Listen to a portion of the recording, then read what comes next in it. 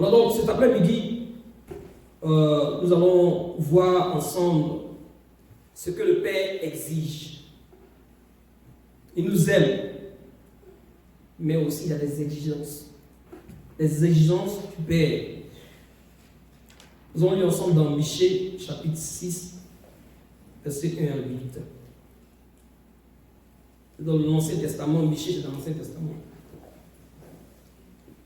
Écoutez donc ce que dit l'Éternel. Lève-toi, plaide devant les montagnes, et que les collines entendent ta voix. Écoutez, montagne, le procès de l'Éternel.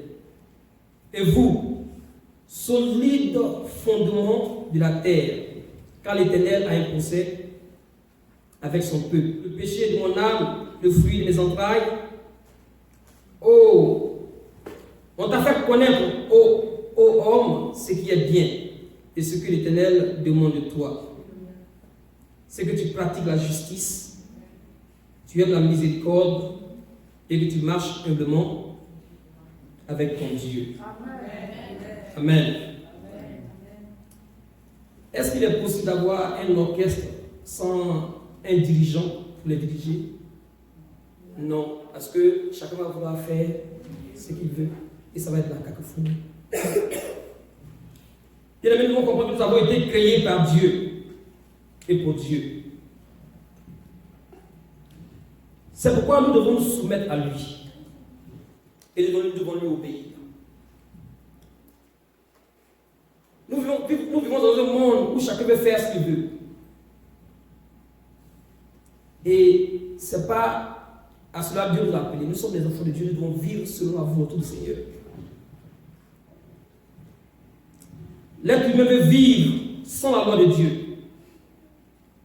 Nous sommes, bien aimés, en tant qu'être humain, nous sommes rebelles par nature. Nous sommes rebelles par naissance et nous sommes des rebelles par choix. L'être humain ne veut pas suivre la voie du Seigneur. Même la Bible nous donne, ou la Bible nous dit qu'il y a un seul Dieu. Et nous avons été créés à son image. Et donc il y a donc une moralité qui vient de Dieu lui-même et que nous devons suivre. C'est pourquoi il peut nous dire ce qui est juste et ce qui est injuste. Dieu nous a fait connaître ce qui est juste et injuste. Au travers de sa parole, Dieu nous exige ce que nous devons faire. Et ce que Dieu attend de nous, en tant qu'être humain, est que, bien aimé, ou bien en tant que chrétien, nous devons marcher dans l'obéissance à sa parole. Et regardons ensemble dans Actes chapitre 17, pour plus comprendre ce que je voudrais dire. Actes chapitre 17, verset 24 à 31. Ici, c'est l'apôtre Paul, pendant ses voyages pour évangéliser, pour gagner des âmes, pour le royaume de Dieu. Il est allé dans une ville où il y avait des gens qui avaient plein de statues, ils avaient fait plein de sculptures. Et il a observé, il a fait le tout, il a observé, et il s'est mis à leur parler. Au verset 24, il dit: le Dieu qui a fait le monde et tout ce qui s'y trouve, étant le Seigneur du ciel et de la terre, n'habite point dans des temps pour faire de main d'homme. Dieu, sans tenir compte des temps d'ignorance, annonce maintenant à tout homme en tout lieu qu'ils aient à se repentir, parce qu'il a fixé un jour où il jugera le monde selon la justice, par l'homme qu'il a désigné, ce dont il a donné à tous une preuve certaine en le ressuscitant. Donc, bien nous voyons arriver cette parole de ce passage. Il est impossible de dire que l'homme peut suivre ou bien peut vivre comme il veut, comme bon lui semble. Non. Nous devons comprendre qu'en tant qu'être humain, Dieu nous a donné des exigences. Et bien aimé, nous devons rendre compte à ce Dieu. Il va arriver un temps de rendre compte à ce Dieu qui nous a créés, qui veut que l'autre être humain ait à se repentir, l'autre être humain ait à venir et avoir des relations avec lui au travers de son Fils Jésus-Christ. Et la Bible est là pour nous enseigner les voies de Dieu. La Bible dit dans le verset 30 que Dieu, sans tenir compte des temps d'innocence ou d'ignorance, annonce maintenant que tout homme en tout lieu est à se repentir. C'est-à-dire tout ce que, avant que Jésus arrive, il a dit, bon, toi, je ne vais pas compter ce que les êtres humains ont fait. Maintenant, parce que Jésus est venu, il demande que tout homme ait à se repentir. Et à se repentir et à chercher Dieu, et chercher à vivre selon la justice de Dieu. Pas à vivre selon notre volonté. C'est lui qui nous a créés. Et quand parce que tu as été créé par Dieu, tu dois vivre selon la volonté de Dieu. Tu ne dois pas vivre selon ta volonté. Et c'est ce qu'il a dit. Il dit parce qu'il a fixé. Pourquoi il a fixé? Parce qu'il a fixé un jour où il va juger le monde selon la justice. Et par l'homme qu'il a désigné, c'est-à-dire Jésus-Christ. Jésus, un jour, Jésus va juger tout. Parce que Dieu lui a remis tout jugement. Un jour, bien aimé, nous allons passer devant le jugement de Dieu. Et nous allons rendre compte pour la vie que Dieu nous a donnée. Pour son amour qu'il a manifesté envers nous. Nous allons rendre compte à ce Dieu. Et donc, Michée, dans notre texte de base, dans Michée 6, Dieu parle à son prophète, c'est-à-dire le prophète Michée. Il dit, écoute donc ce que dit l'Éternel. Lève-toi, plaide devant les montagnes, et que les collines entendent ta voix. Écoute, montagne, le procès de l'Éternel est solide fondement de la terre. Donc on voit que Dieu ici parle à son peuple. Parce que c'est le peuple de Dieu, au lieu d'obéir à la voix de Dieu, au lieu de marcher selon la volonté de Dieu, le peuple de Dieu marche dans la désobéissance à la parole de Dieu. Le peuple de Dieu marche dans l'injustice. Le peuple de Dieu ne manifeste pas la miséricorde vis-à-vis de son prochain. Le peuple de Dieu marche avec orgueil. Pas parce qu'il ne connaît pas ce Dieu. Israël connaît bien son Dieu. Mais Israël ne veut pas obéir à son Dieu. Et c'est aussi important pour nous. Parce que Dieu est notre Père, il a des exigences. Au verset, avant d'aller au verset 8, il en parle d'abord, il reste ce qu'il a dit. Il dit, au verset 3, il dit, mon peuple, que t'ai-je fait? En quoi t'ai-je fatigué? Réponds-moi. Il dit, car je t'ai fait sortir du pays d'Égypte, je t'ai délivré de la maison de servitude, et je t'ai envoyé, j'ai envoyé devant toi Moïse, Aaron et Marie. Mon peuple, rappelle-toi ce que projetait Balak, roi de Moab. Et ce que lui a répondu Balaam, fils de Béor. Afin que tu reconnaisses les bienfaits de l'Éternel. Ici, Dieu parle à cause de leur manque de gratitude. Ils ont oublié tout ce que Dieu avait fait pour eux. Ils ont commencé à marcher selon leur voie.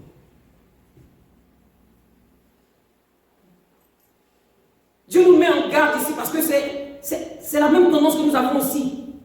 Nous oublions toujours les bienfaits de l'Éternel. Nous cherchons à marcher selon nos voies. Pourtant, il nous a donné tout ce qu'il faut pour que, bien aimés, nous puissions marcher selon sa volonté. Mais nous refusons de lui obéir. Si vraiment nous l'aimons, comme Jésus a dit, si vous m'aimez, obéissez à mon commandement. Et nous, grands garçons, est-ce que nous oublions facilement ce que l'Éternel a fait?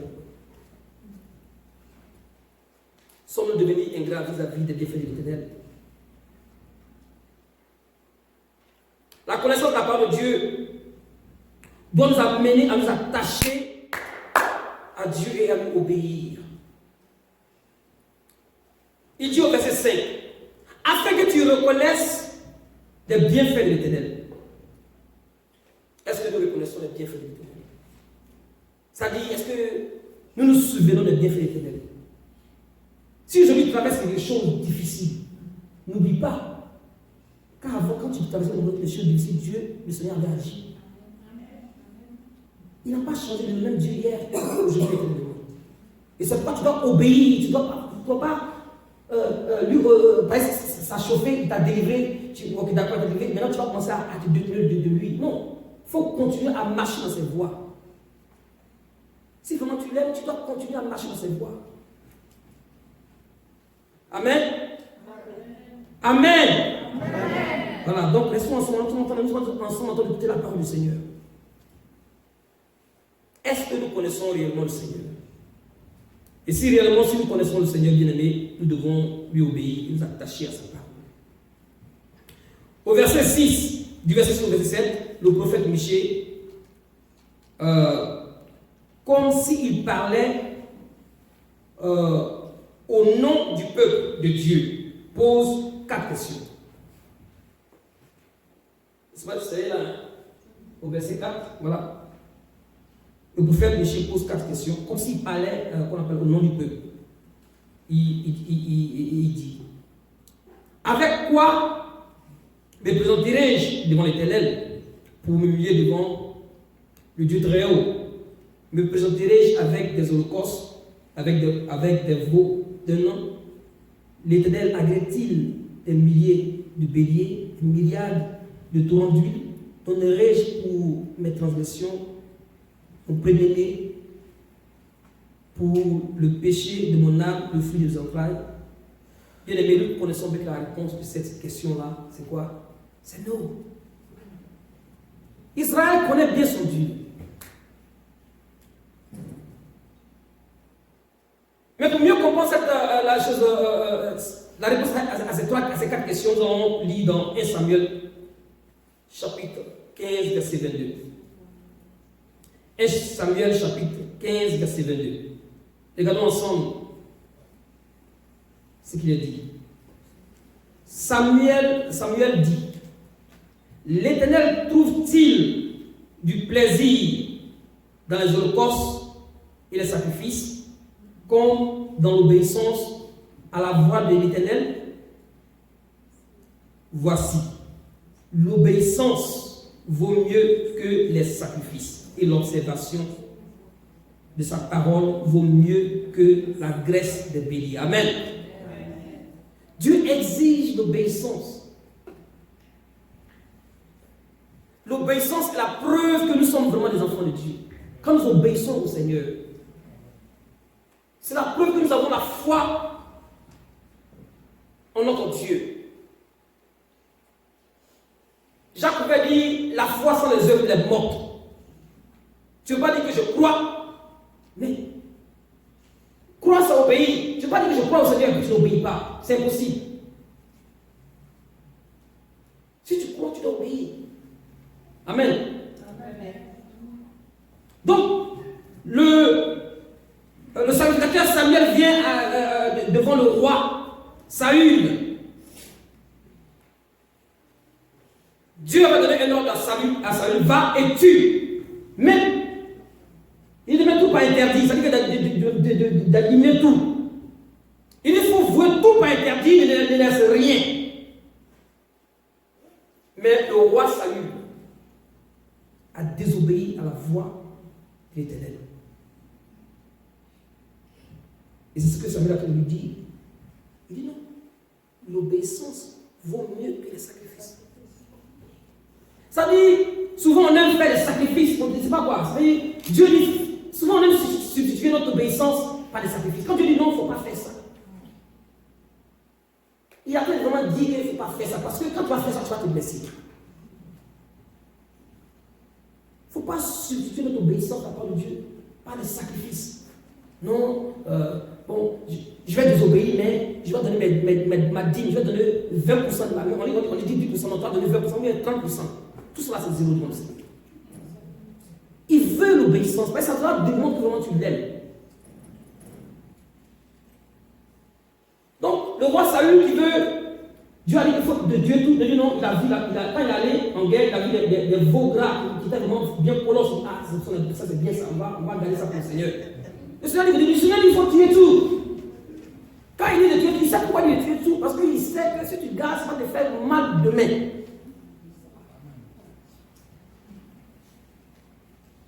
Donc, ici, le sacrificateur attend de reprendre le roi.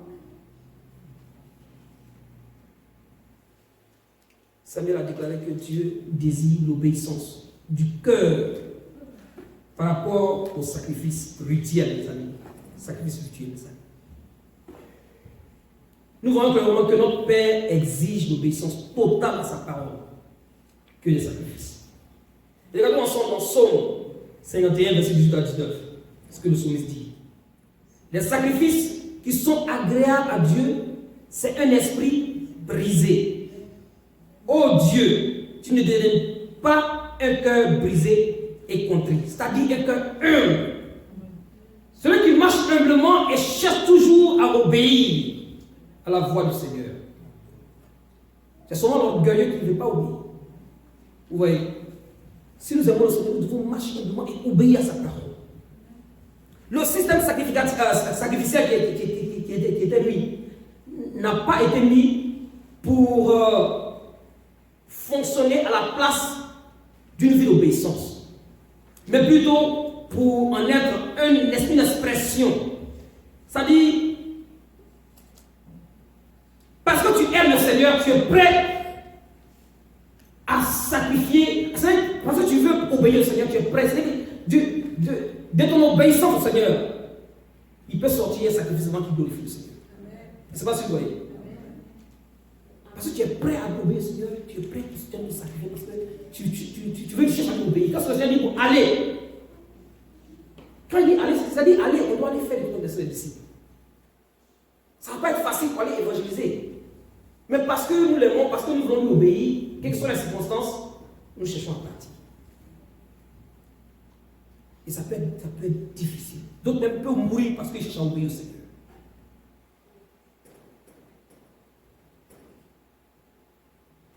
Dans Osée 6, verset 6, voici ce qu'il dit. Car j'aime la piété et non les sacrifices, et la connaissance de Dieu plus que les holocaustes. On voit passage par passage que Dieu démontre dans sa parole que l'obéissance est vraiment très importante. Nous ne devons pas, bien aimé, marcher dans l'obéissance. Si nous sommes enfants de Dieu, nous devons marcher dans l'obéissance de sa parole.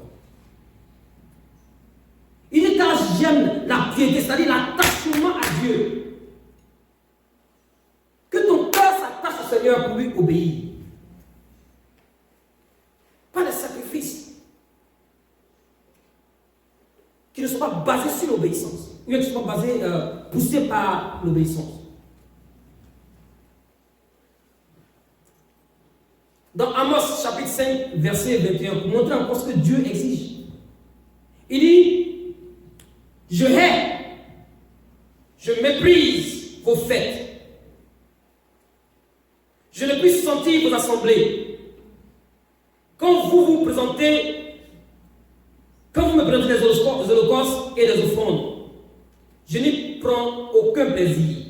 Et les veaux engraissés que vous sacrifiez en action de grâce, je ne les regarde pas. Mais que la droiture soit comme un courant d'eau et la justice comme un torrent qui jamais ne tarit.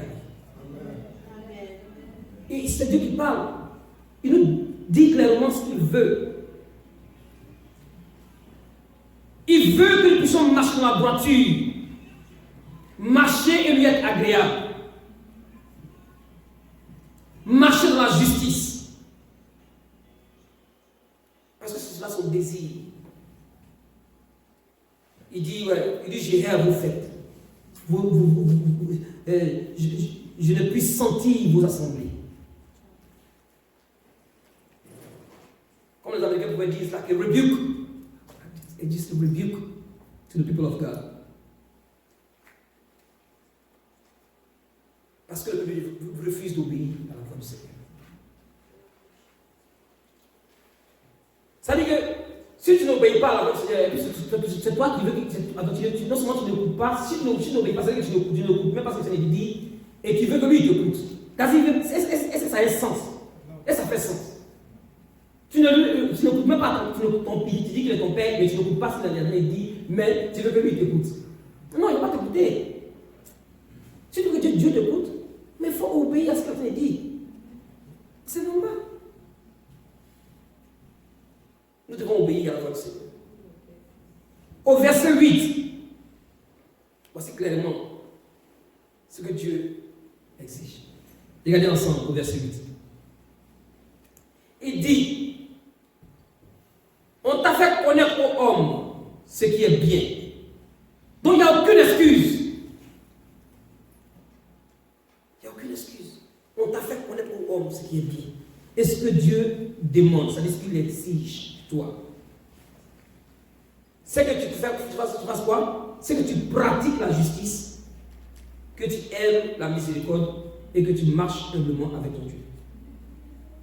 3 choses ici très importantes. Pratiquer la justice. Nous savons bien que notre Dieu est un Dieu de justice. Pratiquer la justice, c'est-à-dire agir dans la vérité selon la parole de Dieu. Dieu est juste.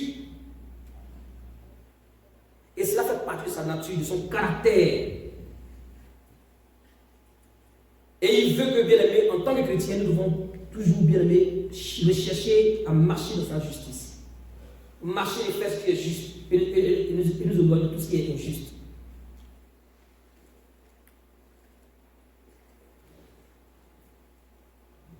Il dit, oh homme, on te fait connaître ce que Dieu demande de toi. Ces 3 choses ne sont pas un moyen ou bien le moyen par lequel nous sommes sauvés. Nous savons que nous sommes sauvés et justifiés en Jésus. Mais parce que nous sommes sauvés et justifiés en Jésus, Dieu demande que, bien aimé, en tant qu'enfant de Dieu, nous devons marcher dans la justice et pratiquer la justice de Dieu. Et bien aimé, aussi aimer la miséricorde et marcher humblement avec lui. Regardons ensemble. Dans Psaume 89, versets 14 à 15. Ta droite élevée. La justice et l'équité sont la base de ton trône. La bonté et la fidélité sont devant toi. Amen.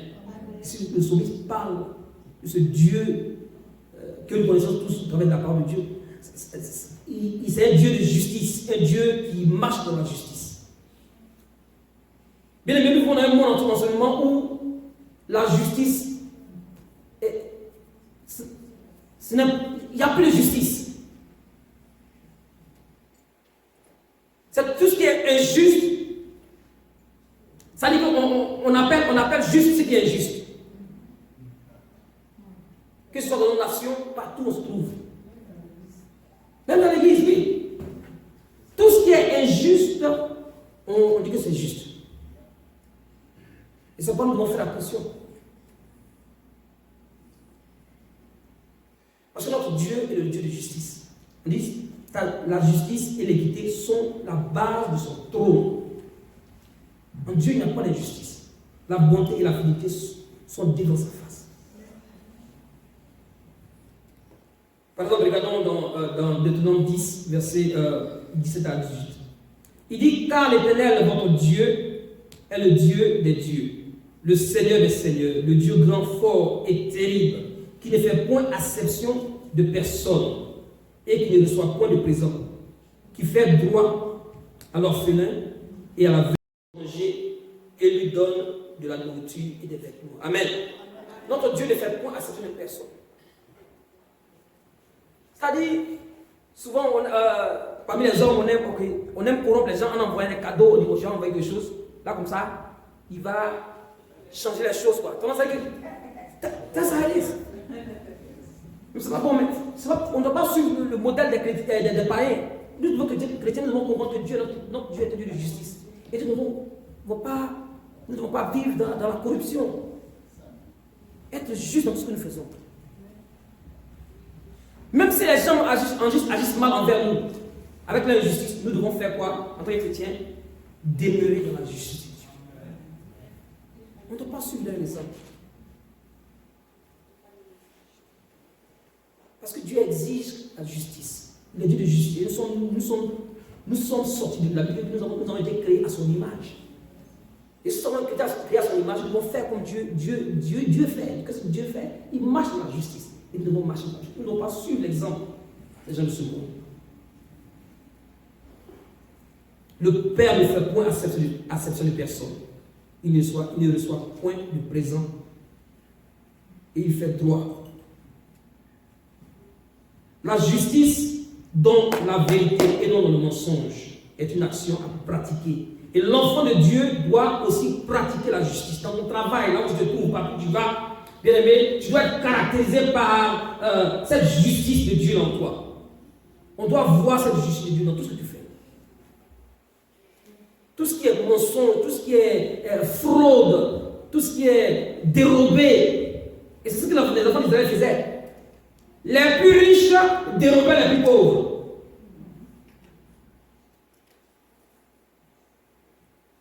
Dieu dit non. Si tu es riche parce que Dieu a envie que tu sois riche, il faut marcher dans la justice. Et si tu dois aider ceux qui sont pauvres, aide-les. C'est une action que nous devons pratiquer, bien aimés. Nous devons être justes et faire ce qui est droit aux yeux de l'Éternel et nous éloigner de tout ce qui est mensonge et injustice. Jésus-Christ est notre modèle de justice. Jésus-Christ marche dans la justice.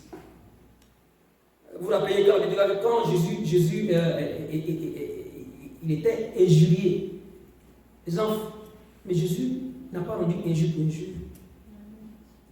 La Bible dit qu'il s'est remis au Père. Parce que c'est Dieu qui juge justement. Notre jugement même non, ça peut être partial, ça peut être un faux même jugement. Mais Dieu connaît ce qui est juste. Et c'est pourquoi nous devons nous accrocher au Seigneur et obéir à sa parole et marcher dans sa justice. Quelles que soient les circonstances que nous traversons, bien aimés, là où on te demande d'aller mentir pour que tu puisses avoir quelque chose, tu dois dire non. Parce que tu es un enfant de Dieu. Tu dois marcher dans la justice de Dieu. Du non au mensonge et rester dans la vérité. Par exemple, dans 1 Corinthiens, verset 13, vous connaissez tout ce passage, 1 verset 13, où on parle d'amour. Parlant de l'amour ici, voici ce que Paul dit. Il dit, elle ne se réjouit point de l'injustice. 1 Corinthiens 13, verset 6. Elle ne se réjouit point de l'injustice. Mais elle se réjouit de quoi? De la vérité. L'injustice, le mensonge et l'injustice vont ensemble.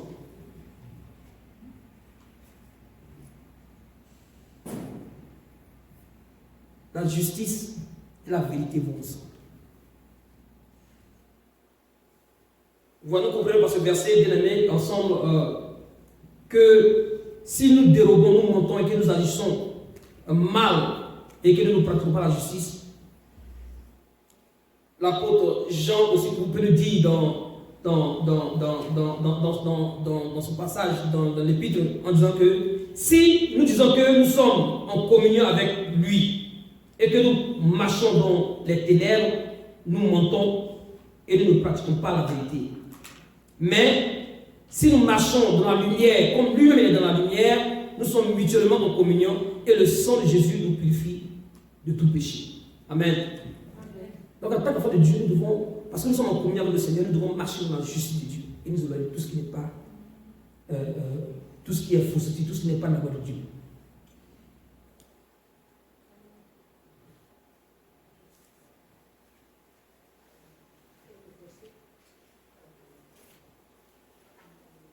Dans 2 Jean 1, verset 4, il est dit que j'ai été fort réjoui de trouver tes enfants qui marchent dans la lumière, selon le commandement que nous avons reçu du Père.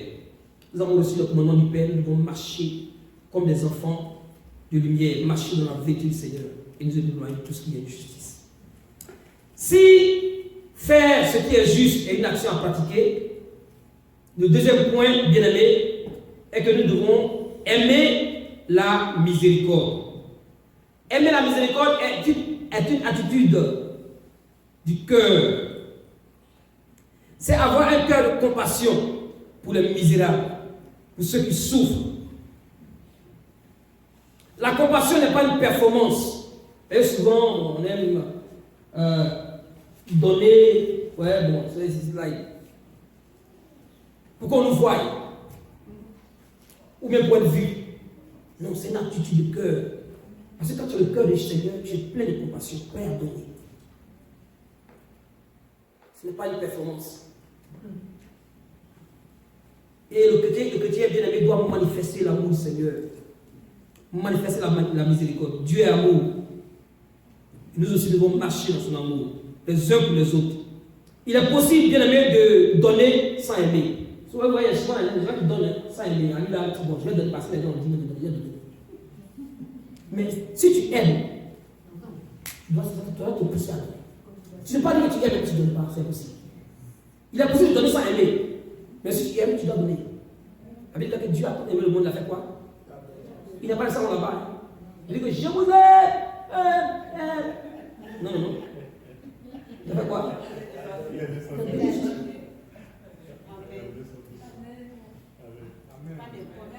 Amen. Dans Matthieu 5, verset 7, il dit, heureux les miséricordieux, car ils ont eu don miséricorde. Vous voyez? It's like, notre vie, la vie de l'homme sur la terre, c'est la vie de s'aimer pour que tu le comptes. Tout ce que tu sèmes là, c'est pas le compter. Il dit heureux. Tout ce qu'on fait sur la terre, c'est comme on est s'aimer. On sème en parole, on sème en action, on fait tout ce qu'on fait, c'est sémence. C'est sémence. Ce que tu sais, tu vas le compter. Heureux les miséricordieux, car ils obtiendront miséricorde. La compassion, même dans les offenses.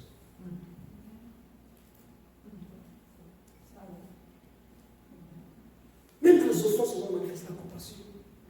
Et Jésus est le modèle parfait. Pendant qu'il était sur la croix, il a dit quoi? Père, pardonne-les. Ils ne savent pas ce qu'il faut. Ils ne savent pas ce qu'il faut. Nous devons être animés par la compassion du Seigneur. Et le troisième point, il finit par dire de marcher humblement avec ton Dieu. Marcher humblement avec ton Dieu, c'est marcher dans la soumission à la volonté de Dieu.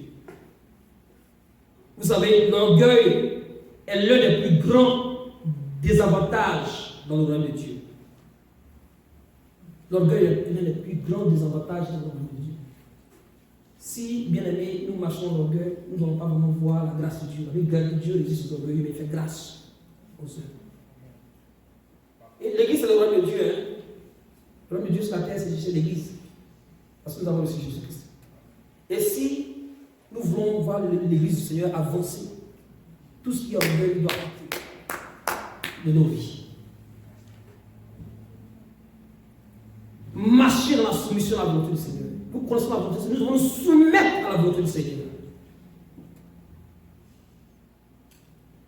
Et c'est pourquoi vous vous rappelez notre test de l'année 2021, et dans Romains 12, à partir du verset 1 à 3, il est dit: je vous exhorte donc, frères, par les compassions de Dieu, à offrir vos corps comme un sacrifice vivant, saint, agréable à Dieu, ce qui sera de votre part un culte raisonnable.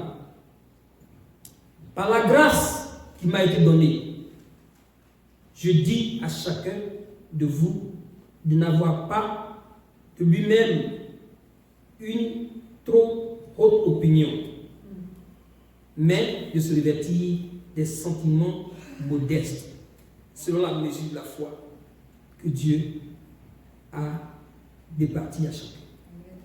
Ici, non seulement il exhorte les chrétiens, c'est-à-dire la vie de consécration qu'on a vue au début de l'année, que nous devons vivre une vie consacrée au Seigneur, une vie qui est attachée au Seigneur, de ne pas être conforme à ce monde, à ce siècle présent, mais d'être transformé par le mouvement de l'intelligence.